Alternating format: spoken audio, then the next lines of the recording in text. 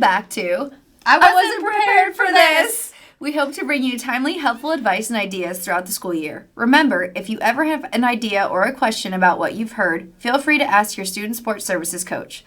Also, if you ever have questions but want to remain anonymous, you can always ask Sam. Their contact link can be found in our monthly student support newsletter. All submissions are completely anonymous. So we have some guests with us on the podcast today, and I'm going to let them introduce themselves. I'm Ryan Winkler. I'm a 4th grade math teacher. I'm Sydney Nemick, and I'm a 4th grade reading teacher. And then I'm Bailey, of course. And I'm Lindsay. All right. So to launch our conversation today, let's start with a fun question. So how do you guys know when you've really learned something? Like you really think, wow, I really get that now. What's your thing? How do you know? It feels exciting. Yeah. I think it feels exciting when you're like, oh, that clicked. I got this. I learned it. And it's usually when I'm doing something. Not somebody telling me something. It's me actually doing it. Yeah. Or I go home still thinking about it. I'm like, oh my gosh, I learned, like, I did that today. Like, I won't, like, let that feeling go, I guess. Yeah, You know? you want to hang on to that new knowledge. I think whenever, yes, like you, I'm constantly thinking about it, but then if I can see it in other things that aren't related to that, like I'm watching a movie and I'm like, oh, look, that thing just happened. That's an example of that. Or like I find analogies or metaphors of it. I find myself comparing everything to the thing I just learned. Mm-hmm. Yeah, For I me, do it that. suddenly feels like simple. It felt so complicated, and I get like a sense of like, that wasn't too bad. Like, I got that now. So it's like a sense of peace almost. Like, I Like a figured relief. it out. Yeah. Like a relief. That's Check it off fun. the to-do. So whenever you know, okay, I really learned something, what was happening around the time when you really learned it? Like what things were in play that let you know and feel like that success? Trial and error. Time. Yeah, trial and error and Time time. to do it. Okay. So practicing, having repeated opportunities, maybe messing it up, but coming back to it. Yeah, little bit by little bit, getting better and better at it. Asking questions. Yeah, that's how I am. I'm the kind of I'm a verbal processor, so I think out loud and I want to talk about it, and I like to poke holes in things and question things. Sometimes people see it as arguing. I'm just talking it out. So yeah, I like a lot of talk, but I also learn by sit and get. I know a lot of people don't do that. I like to sit and process, but there's a lot going on in the head. Yeah. I'm kind of the same way. Like, I need time for myself to figure it out, because I feel like sometimes the way people explain it to me, like, I'm like, what did you just say? Like, I don't know. So for me, it's time. And then once I, like, think I'm getting it, then I'm like, okay, so what do you do to do it? Like, how do you, like, understand this? Or, you know, how did you learn this? And then I can share. And Right. that's kind of how my process is, I guess. Yeah. So taking this into the classroom, if that's true for us, like, and we're adults, we learn, we know how we learn. How do you think kids acquire the same feeling of, wow, I really get this? Do we provide the same opportunities for them, like we just talked about, to ask questions, to talk back and forth with each other, to do it over and over again, to fail? Yeah. Do you think we give kids enough opportunity to do all those things? Or is it just learn it, move on, learn it, move on? I feel like the way school culture is made to be is to learn it and move on. It's so fast paced because we have so many standards to cover and so many things to get done. And I think it is very hard for educators to find the time to slow down and let them get messy. Oh, I like that. Yeah. Let them get messy. It is messy. If it doesn't feel messy, then is something risky actually happening. And I always tell my kiddos that, like, your brain isn't growing if it's easy. Like, you're scooting through. productive struggle. Productive struggle is very important. And I don't think it's common in a classroom currently to give them the time to fail and fix their mistakes. Right. And I think it's very crucial to them learning new skills. I think that goes to, like, schedule, like, our day-to-day schedule. Like, 7:30 to 3:30, we got all this stuff to fit in there, so, like, wait time for them to, like, even think about it. I'm like, okay, we have to move on. Like, our timer's going off. We have to move on. And so, too, like, just day-to-day, in terms of, like, what we have to do in a day. Like, I struggle needing them to have more wait time, or else, like, I'm like, oh, I just gave you the answer. Like, you didn't think about it. So, I think that's hard for me, too. To give them that opportunity. Balancing the urgency, knowing we have so much on our plate, but then at the core of what we're trying to do is learning. And learning doesn't happen on a clock. Right. Yep. All the time. And I think it was a good point that you made that, traditionally we don't set up education like that, right? Like we're on a schedule, we got to figure that out. But you guys don't do that, which is why we wanted to have you here because... Segue. Yeah. Good segue. Well, you got to like I'm it. getting to know these lovely ladies, these Yeah. teachers, because you guys are amazing. Going into your class yesterday for the first time, I have never seen a class set up like that. And your kids were learning, and you could tell that they took ownership.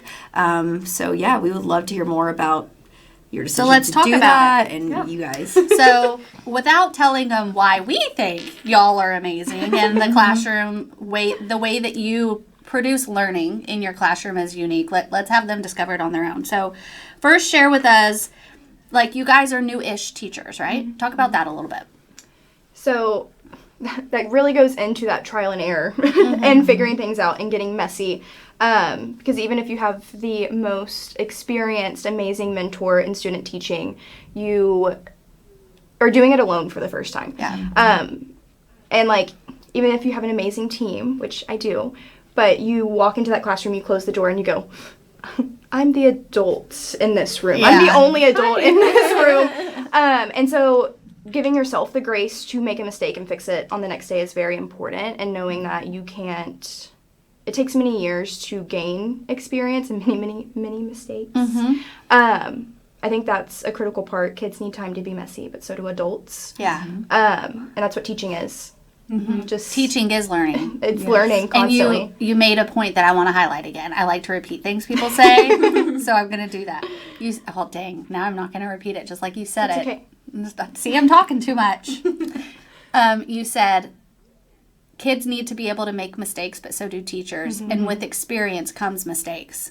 So think of an experienced teacher who's been teaching 20 years. I guarantee you over the course of those 20 years, she doesn't make fewer and fewer mistakes. She makes more and more mistakes because she's trying new things, and she should be continuing to learn. So I would don't think experienced teachers means they've got it perfect. Instead, it's we're continuing to try new things. Yeah, and I've been told, like, new teachers that are going into the field right now are way more receptive to feedback, even if that's, like, hard to hear. Because I love feedback. I love when people tell me, like, what to do. Even, like, Sydney, like, she'll be like, hey, like, let's do this instead. Like, I'm like, perfect, let's do it. And so sometimes it's hard, too, especially if, like, someone comes into your room and is, like, trying to find something to critique you about, which I don't think they intend to. I think it's just, like, the nature of wanting, your teacher to improve. Yeah. And I've been told, like, the new teachers, they're more open to getting it, and I think, like, that has something to do with where we're going in education. Like, just being open to hearing things that are new and can change, and wanting to help make that change, I think is huge. Well, and I think that what you're talking about is the culture of really being a tribe and working together and knowing this job is so hard, nobody can do it alone. And so it's not the days when you close your door and you teach by yourself anymore. Yeah. Everything we do is so collaborative and integrated with each other's ideas. And you have to have that to keep moving forward. Yeah. Because there's so many challenges that, come about. Nobody could face every single one of those challenges without someone else to lean on. So what are some of those mistakes y'all have made?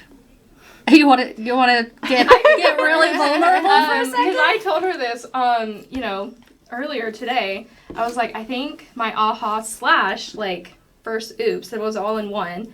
I have a student in my morning class who, you could classify her as wanting more attention than others. And, you get kids who are like that, and you want to lean into it, but not all the time. And we were, in maybe the 4th month of school, 3rd month of school, and it was one of those days, my battle was to continue teaching and not stop my lesson, to be like, you can't use the bathroom right now, we're in a mini lesson, things like that. And I chose the battle to not say anything to her.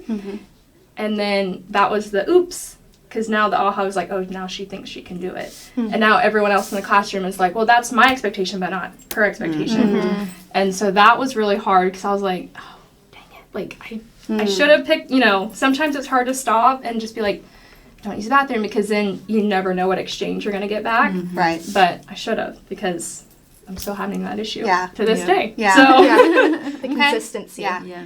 I think mine is either expressing frustration but not having the full conversation of, I'm upset because we're not doing what we're supposed to be doing right now, but then not, I'm definitely thinking back to last year when I was in, like, it felt like I was like wading in the water, like sometimes going under it, like trying to figure things out and just being like, I'm frustrated, and not explaining to these kids why. And so all they see is a frustrated teacher and not a reason behind it. And then there's not a communication of how to fix it, how to move forward. And what do you think their perception of your frustration was? Like, you're frustrated and you know exactly why you're frustrated. You could script it out, but you're so frustrated, you're just like, either I'm not going to tell them why, or, you know, I'm not going to engage in the conversation. I'm going to move past this, or, you know, they should know, or whatever it may be.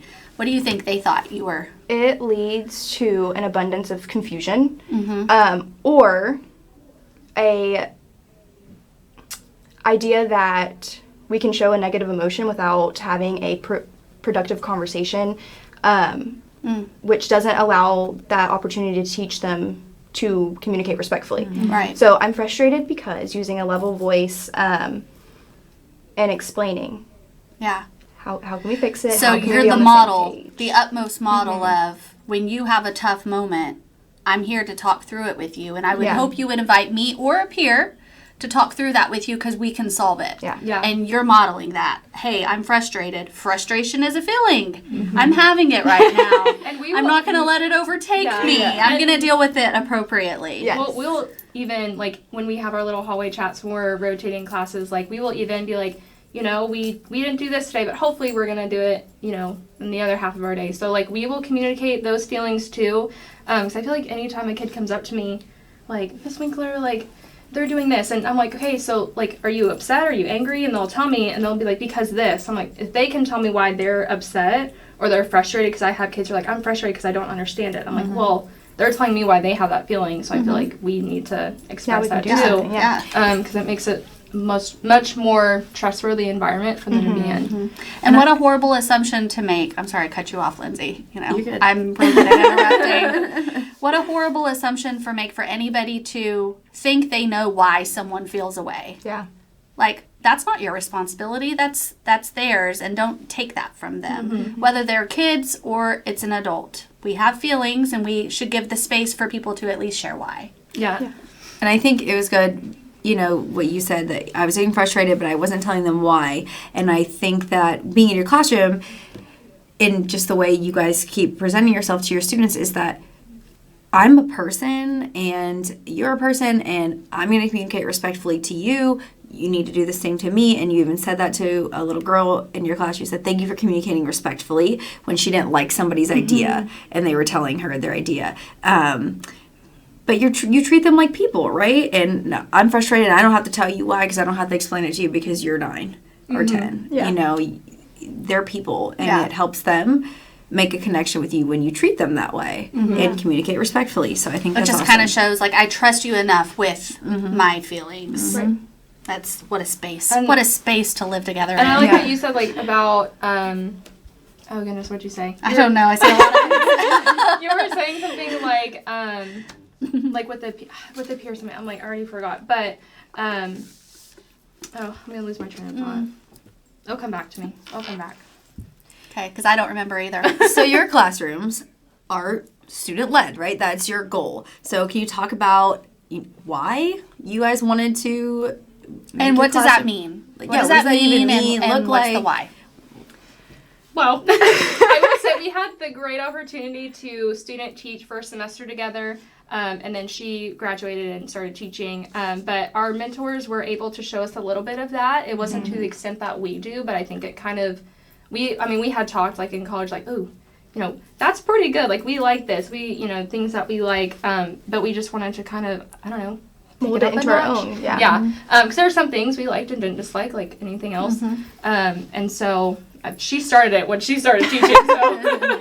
Well, and like we said earlier, like, teaching culture today is getting so many things done, and in the background you hear that, like, Outlook chime, and your phone's ringing, and someone's at your door, and someone's having a meltdown in the corner, and you're one human. Yeah. And I often repeat that I am one human and y'all are 22. I told them that. I'm overwhelmed. Yeah, I can't split myself in half or in 22 parts either. So I think the biggest motivator at the beginning was giving them the space to be leaders as well, so that we could more efficiently manage our classroom. Yeah. Being more present to solve those problems that needed adult attention, and not, I need a pencil. You know where to get a pencil. But it gives them ownership too. Like, this is not Miss Winkler or Miss Demick's class. Yes. Like, Yes. this is our classroom. And sometimes I find myself being like, don't, wait at, like, my door, like, whatever. Like, don't slam my door. And I'm like, wait. It's not my Mine. door. It's our door. Like, I know that's a silly example. No, I think the language matters, and even in the smallest moments and with the smallest things, you live what you say you're going to live. like, a lot of teachers are like, don't come in my room like that. I'm like, don't come in and disturb our class. Like, so the verbiage, I think they also hear it. It's just like a parent, like, whatever you say to your child at home, like, they're going to repeat it. Like, they had to hear it somewhere. And I think that goes with teachers. Like, they're going to hear what you say or how you react to something or how you express your feelings. And they're always watching. Yep. And they're watching you Yep. with so many more eyes than Yes. you are watching, than you're able to watch them. And with the, like, my and ours, I tell them to, like, hold us accountable for it. So, like, if I say, don't treat my supplies like that, and they'll be like, our supplies. I'm like, thank you, our supplies, because Yeah. really y'all are the ones using them. Yeah. Y'all are the ones that brought them to school. Right. So they are y'all's supplies.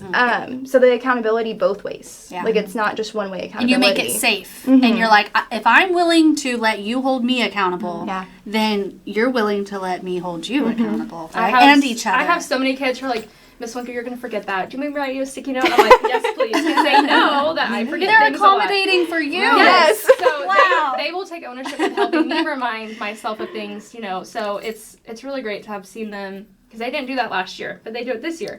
And so it's pretty cool. to It see. was neat to see too, like he said, like all these eyes are on you, like waiting for your answer, but they weren't. They were looking at each other, like when you were like, "Do you guys agree?" And they do the symbol, and they would look at each other, like, "Okay, yeah, like we agree." They weren't looking for you to like give them the right answer. It was really neat to see how much and how engaged they were and how helpful they were to each other and so respectful. Like even just the way they spoke to each other, Right. was so Incomplete much different. sentences. Yes. May I? That was one thing I stool? noticed. I was like, every sentence out of these fourth graders' mouths have been complete sentences. I am not even that verbal, and I talk a lot. I will tell you at the beginning of the year, and you may have seen it, there's a poster in front of my room that says fourth graders I speak saw in it. complete I took a sentences. picture of it. I saw it. Even in like math review, we're like discussing. I'm like, Miss Nemick would be so upset if she walked in here and heard you talk in incomplete sentences. So we try to do that, like, Yeah.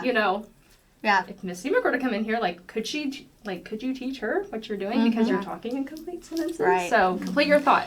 So we're talking kind of over. Like, we've been in your classroom. We've seen it kind of work. Can you explain what you mean by student-led? Like, maybe take a chunk of time and describe what the moves are, what happens.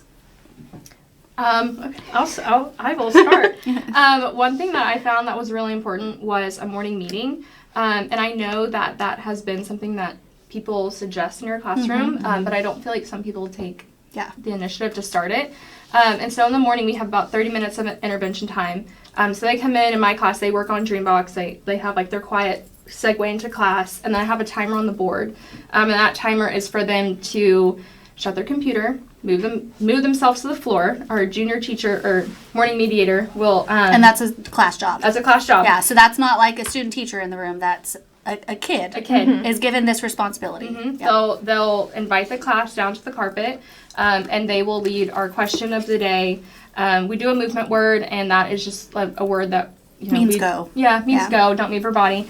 And then they will line us up for specials, because we go right into specials. And so that lets me have a little bit of extra time with my intervention kids in the morning. But that's one piece that I wanted to do. Yeah. Because in my student teaching assignment, they did student-led champs. I was like, I'm doing that because it makes them take ownership. So that just kind of sprung like what jobs we want our kids to have in the classroom that we don't need to do. I don't need to get you a pencil. Right. I don't need to tell you what we're supposed to be doing because I'm going to give you the directions, but I don't need to set the expectation. So you guys have given a lot of thought to, yes, student job. Like you've said yes to the things, right? Yes to student jobs. Yes to morning meetings. Yes to greeting kids in the morning. Yes to doing intervention groups. Yes to all the things things you have to do. channels, yeah. But you've said yes, and how can we get the kids to do the jobs too? Because this is our class, not my class. So my responsibility should be focused on this. So how can I get the students to take responsibility for the things they're able to do within our classroom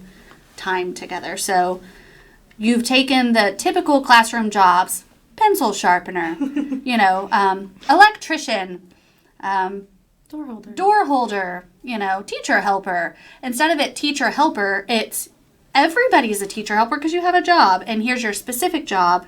And it's not just because it's for the sake of saying I have classroom jobs and it helps kids feel belonging, but they are truly helping the classroom function so you can do your best teaching. And we actually sat down over the summer, knowing like, okay, we just ended the school year, like what do we want to do next year? So we actually sat down and we kind of tweaked words, because I don't want to say like door holder. I was like, it needs to have like An empowering word. So So we're- it's like pencil manager. So we were like Sign a me greeter. up. So you're greeting like the guests when they come in, or you're the junior teacher, so you're just like a mini version of us. And The like secretary. we were very deliberate on the titles that we gave them, Yeah. because we knew that like Words have power. Yeah. So that was one thing we did. I did. Yeah. I remember that. Ms. Nemeth, can you share what something student-led looks like in your room? So the champs was the first like easy start for me. Like that was like something that was routine. But with that, there was a lot of planning behind it also, because they have to know what champs are acceptable during independent reading time, and what champs are acceptable during group work, and when do I go up there and change the champs. And so we really focused on that first, and then we led them into student-led transitions. So now you know what a work time looks like, but what about getting other kids moving around the classroom in a way that is safe, safe and efficient. And so we would talk a lot about and model good examples and not so great examples of how to do that. And so champs transitions in between activities. We also talk about, like, when we come in from specials, what's the first thing that we do? And they know it's reading. So when we come in, they should already have their reading notebook out. So setting those up makes our classroom more efficient. And then my absolute favorite part is grammar. Because it is a routine that happens pretty often. It's patterns of power. So they have a weekly routine that's fairly similar. But making slides to where students can follow them and lead the classroom in discussion. So that's my favorite part of our student led. And I love, because sometimes, especially after we switch, that's usually when we're like because we kind of like stand out in the hallway and we finish our debrief of like what's happening or like reminders, hey, like whatever. But we can hear them, like what they're doing. So sometimes we'll hear, class, it's time to champ it out. We're like, all right, they're doing what they're supposed to be doing, but we're not in the room. And so that's really cool, because then it gives us the time to finish what we need to tell each other while giving them the space to do it without us being in there. Because you will hear like sometimes, guys, Miss Winkler's coming, because you can hear my badge. So sometimes I'll hold my badge and I'm like, I like spy on them a little bit. I'm like, what are they doing in there? But it's better for them to do it without us in the room, because then that's true ownership of like, okay, let's start our day. And it's that word integrity. Yeah, that's a big word in our classroom. Yeah. So it's really cool to So you give them a little bit of space to experience it and to take risks and to make sure that they're doing it because it's true to them, not just because you're always watching. So there's a lot that's going on here that y'all have put in place. Do you feel like any of this just kind of happened on the whim, or was there problem solving and logistics, and like what did it take to get this in motion? a lot, I would say planning. Because we knew what we wanted. We were just like, okay, now what? Yeah. How do we get that? And so we spent a lot of time in the beginning of the year going over jobs. What is your job? Because we tell them, if someone's at the door, you're not going to yell, Sydney, your job. Like, our principal shouldn't have to come in and tell us that we're teaching 4th grade. Like, that is not their job. So if someone has to tell you your job, you're not doing it. You can remind them, you know, but you can't, you know, step in and take over their job. So that was a huge thing, and I think sometimes we still work on that a little bit. But I think setting up the expectations was huge, and we did them together. Yes. Last year, Sydney came up with some lesson, and we did it this year, if you want to explain. Yeah, go for it. So we started our year and we brought both of our classes together, which I really enjoyed because like we We're did, one. yeah, we knew that we wanted to present ourselves on the exact same page from the start. Because it's easier for the kids to transition between classrooms that have similar expectations.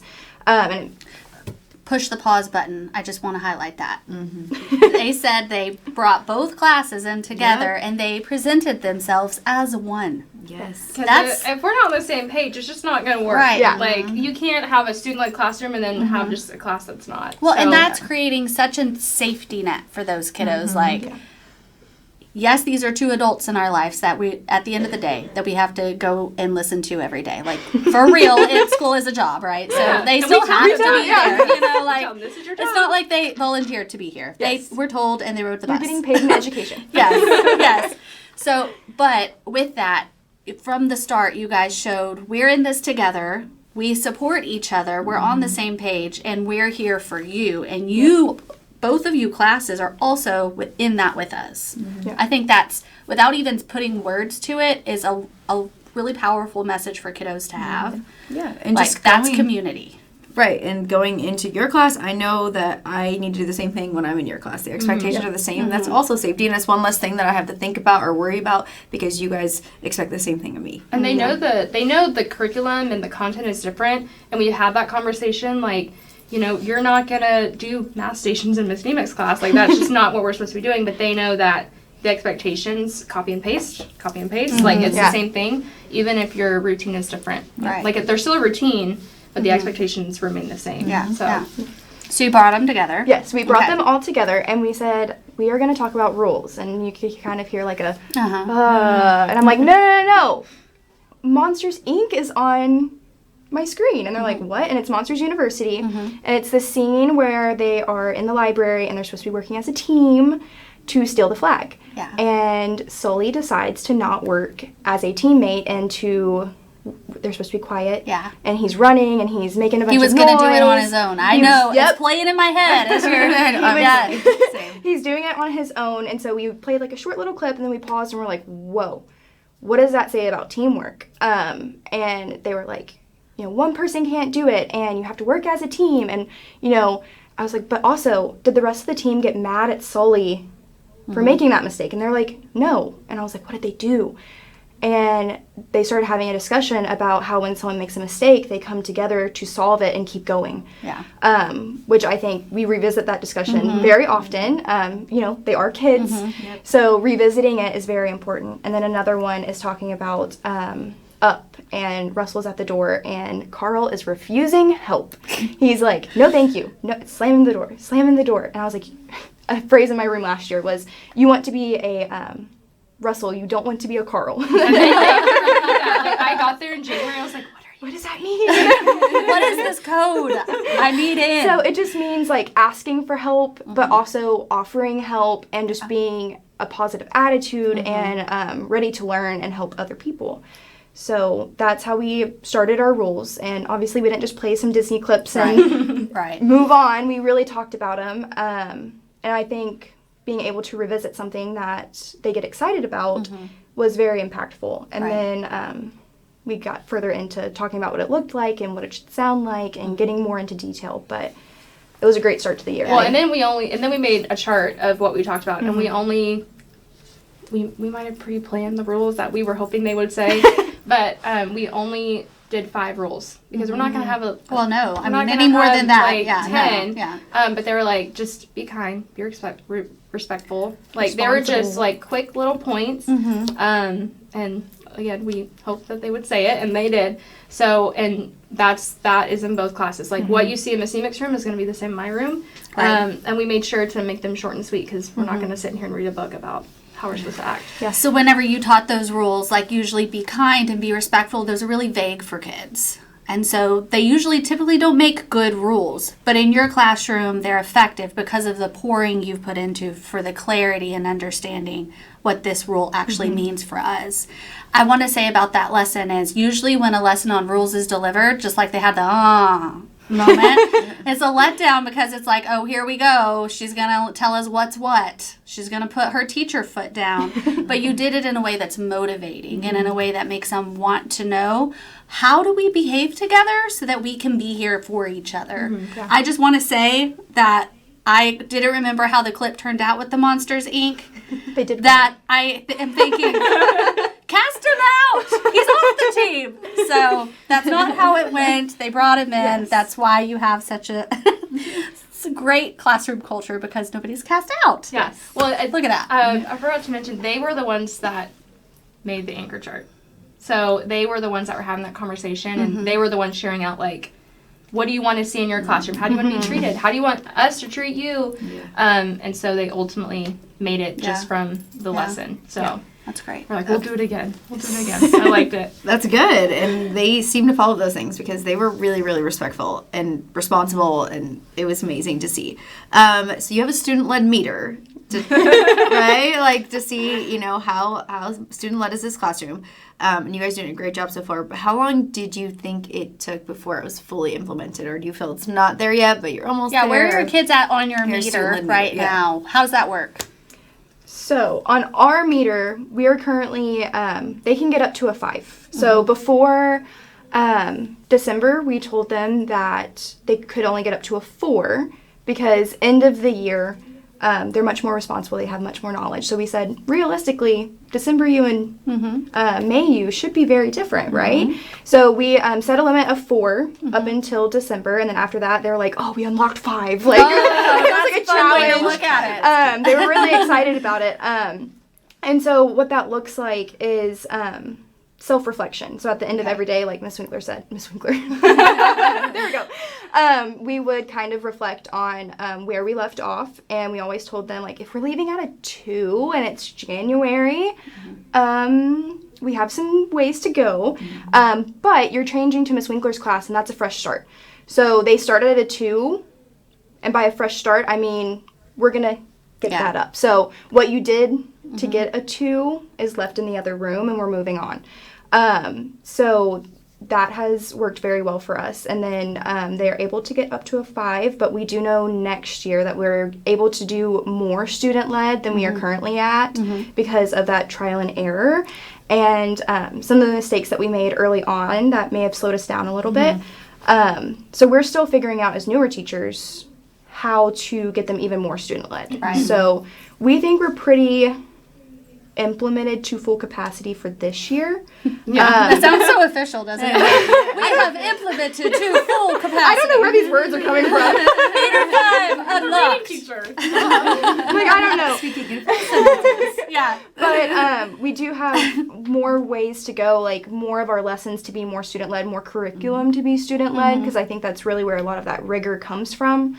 But I think we are, for second-year teachers, Yeah, Yeah, I mean, I we've think they're definitely doing found a great. sweet spot. And we've even had the conversation with kids. Like, we literally, I think it was like just a few days ago, like one of my kids was like, you know, is there anything else I can do in here with my job? He was junior teacher like this past few weeks, and I was like, I know you have a lot of responsibility in the same mixed room, but sometimes that just doesn't look like it in here. And so I think finding, you know, the balance is something that I know I'm still working with, because it's hard to be like, oh, yeah, you can teach guided math. No, you can't. Like, you can't teach guided math. Right. But you can help us transition stations, so Yes. I can finish my small group. That's Right. what you can do. Right. And so I think we're at a sweet spot, but I know, like, next year, like, oh, I could probably add that. Yeah. Or I asked the junior teacher, what do you think you could do? He's like, well, Miss Emek's room, I get to use the mouse to change the size. I'm like, perfect, do Yeah, it. Like, Yeah. so Great. finding little things and getting feedback from them, I think is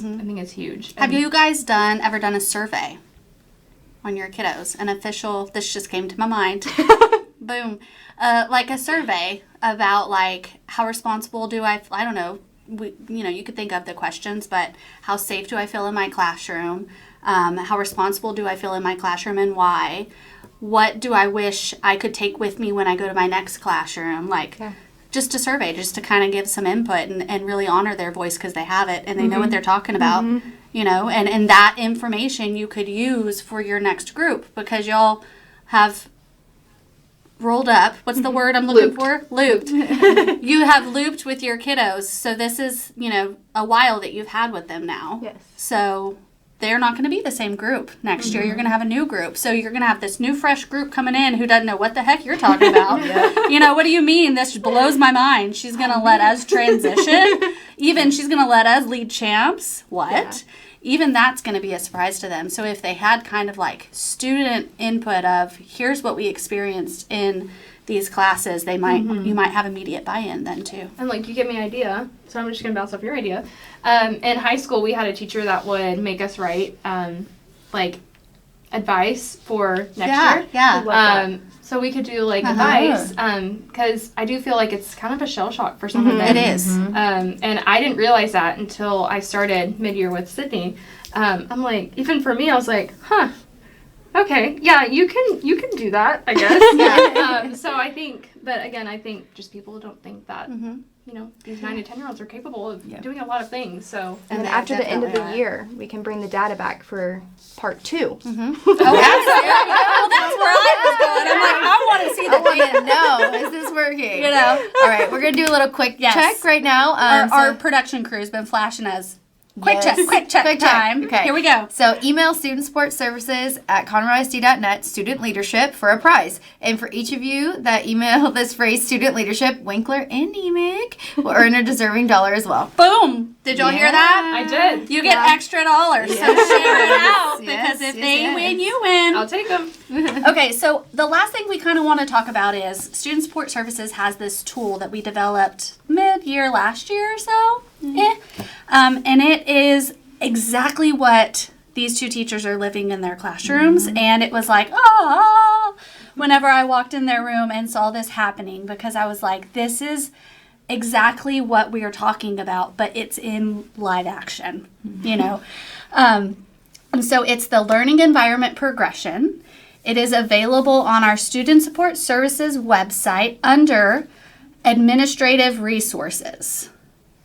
Under there, you'll see a link to Learning Environment Progression.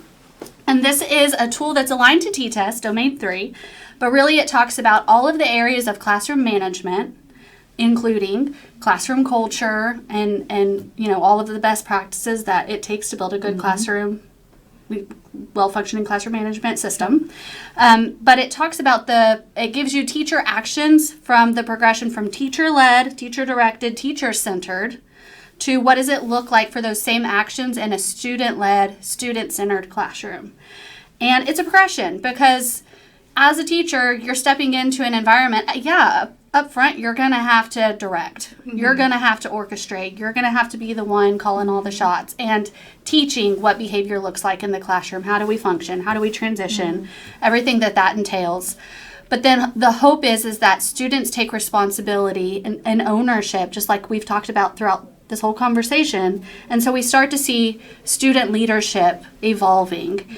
And you're at that sweet spot we talked about, unlocked level 5, right? Yes. So you've progressed and you've moved through that. I think it's interesting to look at the progression as a teacher and think back on my teaching experience. And I always felt this sense of uneasiness knowing there's more, but there's got to be more. I could do something more. What's next? What's next for these kids? And so I think it's a really helpful tool for people who have that feeling, who think, what's next and I want more, but I don't know what it is and I don't know how to get there. Or people who are curious of what that would actually look like. Right. Here's some detailed descriptions of what that would actually look like to have a student-led classroom. Yeah. And if I'm honest, I did not look at the progression before this. No, and came that's about. that's why I was like, oh my gosh, what is happening? But I think the biggest piece of wisdom that I've latched onto is giving kids the space to make mistakes and problem solve, and they will naturally show you what they're capable of if you step back and give them a moment. Right. Regardless of the grade level. So I think the biggest piece is you want to look at the progression. Yes. But also let your kids lead you through it. Yeah. Because following their lead, they'll naturally tell you when they're ready to move on and be more independent. So that's exactly That's a really good point, because if you're a person who seeks control, that is me. Yep. Then I'm looking at this progression with the lens of what moves do I need to make to get my classroom to the next place. Yep. But the tool in the end is to figure out how it naturally flows to student-led. And if you're still looking at it as I need to direct every single piece of this, then it's kind of missing the point, right? It's more of a what's next tool, and then consider how to get your kiddos to help you facilitate that movement. Yep. And I think being on the same page helps make it flow, like, from, like, class to class. Like, if we weren't on the same page in my room and you're on a different page, like, that's going to throw us all off. And so I think having that communication and just being open to what we each have to say, like, okay, how can we help them? Like, I think it's huge, because I have gone to her and we've conversed before, like, okay, what now? Like, so, and like when you had that student-led meter, like, on a whim, I was like, let's use it. Like, we got to move and we have to motivate them a little bit. So I think having that conversation is really important too. Just openness to being, one, having a support system, but then two, seeing your kids as a support too. You're not the only support, they're also each other's support. Are there any takeaways from today that we want to, what's your takeaway? Well, I think my takeaway from today and from seeing your classrooms is that students are really, really capable of a lot of things that people don't think they are. And, you know, I think a lot of teachers would be scared to let students take control, worried of how they would behave, or, you know, that they would do the wrong thing. They were so responsible, so respectful. They were really So engaged. proud. They were proud. So proud. And they Yeah. did a great job. And you guys trusted them. And I think we need to trust our students to do the right thing, and they will show up. But you know, I'm gonna, have something to rebuttal there. I know this is your takeaway, but I'm just gonna. You don't get to. No, don't. My takeaway. I think it's easy to say trust them, but trust is earned. You build. So right. Yes. I imagine there's going to be a time, place in a year that maybe you're not going to hit level meter 5. You may hit level meter 2 with that group, and that's great for them. But trust is earned, and it goes both ways. The kids also expect for you to earn their trust. Yep. So not everybody, I don't think, can step in at the level that these two teachers have stepped in, but maybe it's just consider, what could this look like for me? Okay, what's y'all's takeaway? So another rebuttal to our own system is that the misconception that student-led is a free-for-all. Yeah. And it's definitely not. It's a lot of accountability. It's a lot of reflection. It's a lot of planning. And it's a lot of front-loading. So that teacher-led Yeah. heavy spot at the beginning on the progression is very true, because if you don't set them up to know exactly what needs to be done, they're not going to be successful. So it, on the other side of that, is that it is a tight ship. It is very structured. Yes. It is routine after routine. Yeah. And when we don't follow the routine, going through the reflection right then and there, not 3 days later at recess, but right in the moment and taking that time. So student-led is not a free-for-all. It is a structured, very productive environment. And I think that's, like, I struggle with that. Like, the other day when y'all were in the room and y'all came back, and I was like, I'm sorry math review took so long. Like, you know, we're just, student math review is just really slow sometimes. And it is, and it's, as a teacher, it's hard because you're like, you know that your time is running out for, like, what you're doing, but you have to just step back and let them do it, because I don't want to rush them. I don't want them to feel like they're not doing the math quick enough when they're having productive questionings and people helping each other. And so that's hard, especially when I know that we have important things to do in terms of, you know, reviewing for a common assessment or doing an exit ticket or doing stations, but you just gotta let them do it. And if you only get through one station rotation, that's fine, because they know that you weren't rushing them in the process of what they needed. And so I've been thinking about that a lot recently, because I usually do the first week of math review in the 2-week cycle, because I want them to see how are you supposed to teach it, what questions do I ask, so you can ask the same ones. And then the second week, it's all them. But this week we did it a little bit early. So I was like, I think y'all got it. Like, I think we can just move on. And we were slow, but they did it. And so I reflected this week on that. Like, yeah, they take forever sometimes, but you just got to give them the time to do it. So Well, and you're talking about time. I think my takeaway is, since everybody shared, I'm going to share too. I feel like I've added to everybody, but I'm going to take this moment to talk more. whenever I think of what y'all are offering, usually in a classroom, having the opportunity to step into a classroom and get to just kind of see bird's eye view, I notice a lot of time there's a lot of wait. There's a lot of sit and wait. You know, I think of my own kids at school. The number of minutes that my daughter Ava probably, and she's an amazing teacher's classrooms, but the amount of time that's built in for an individual student to actually be truly engaged in learning is like there's a lot of sit and wait. But if you give them the autonomy and the opportunity to take responsibility and leadership in their own learning, that amount of time that they're sitting and waiting decreases because they're leading their own learning. You know, so I think that, yes, you're more efficient, but you're also, when you feel like you're not using time, they're using the time. Yeah, and I was worried, like, when, you know, as a teacher, I was worried about wait time, but there was a time where I was waiting for a student for a good while. I was like, okay, I think the wait time window is pretty over by now, but the students saw that I was giving them time, and so they were just more open to being patient, and we talk about patience too, in terms of being student-led. Like, let them think about what they're supposed to be doing. Don't start shouting at them because they're doing it wrong, or because they forgot what step they have to do next. And so I think being a model for them and communicating that is really important to set it up successfully for them. Right. So if you're interested, we've been talking a lot about what this looks like. We went into their classrooms and took videos of some of this happening. We're going to post those. So if you're interested in seeing the videos of this happening in live action, what the techniques looks like that they're using, what the students are, you know, look like in leading the classroom through transitions and other activities. And if you are in Conroe ISD, you can see these videos. So check the show notes for a link to a folder with the video examples. Again, I repeat, if you are not within Conroe ISD, you are not going to get to see the videos. But if you are in Conroe ISD, look at the show notes, get the link, and it's such a treat. Yes. We hope you do that. And if you haven't listened to our previous episodes, check them out. Next time we will be discussing celebrating your wins. Remember, if you ever have an idea or a question about what you've heard, feel free to ask your Student Support Services coach. Also, if you have a question about and you want to remain anonymous, you can always ask Sam. Their contact link can be found in our monthly Student Support Services newsletter. All submissions are completely anonymous. All right. Thank you, ladies, for joining us. Thank you. This was so much fun.